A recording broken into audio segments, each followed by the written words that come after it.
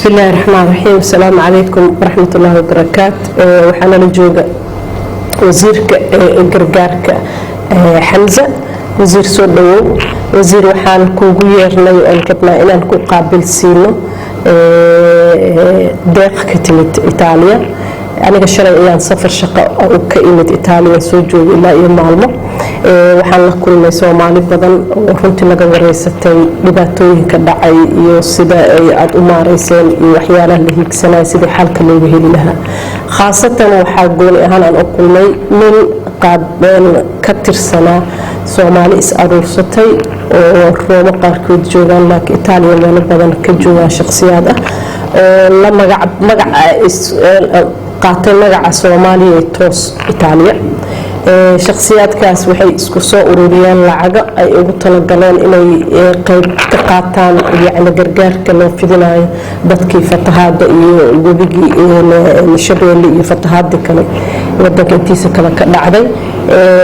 ay u soo ururiyeen marka waxaan rabaa saaka inaan kugu guddoonsiyo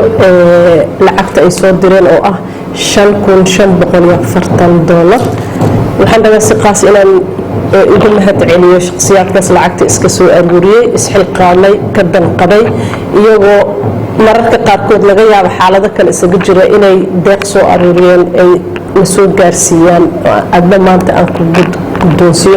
waa u mahadcelinaynaa shakhsiyaadka Soomaaliya toos oo Itaaliya iska soo ururiyay lacagta ajar iyo xasanaad Allah ka siiyo Soomaalinimaday ku jirtaa dadnimaday ku jirtaa in keenay dhibka gaaro loo gargaaro marka wasiir Xamsa waxaan rabaa saaka inaad iga guddoontid lacagti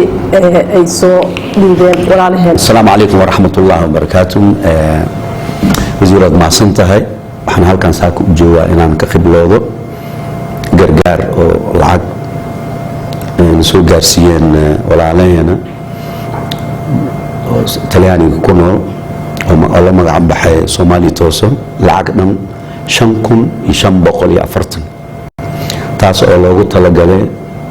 dadka ku waxyeelooday fatahaadaha wadanka ka dhacay oo rajaynayna si degdeg ah u gaarsiino ajir xasanaad Allah ka siiyo dadka waxyaabahan soo abaabuleen taas waa ficil fiican ay sameeyeen taas waxaan rajaynayaa in Soomaalida kale mid ay ku daysadaan waxaan noocan oo kale sameeyaan. Assalaamu calaykum waraxmatullaahi wabarakaatuh.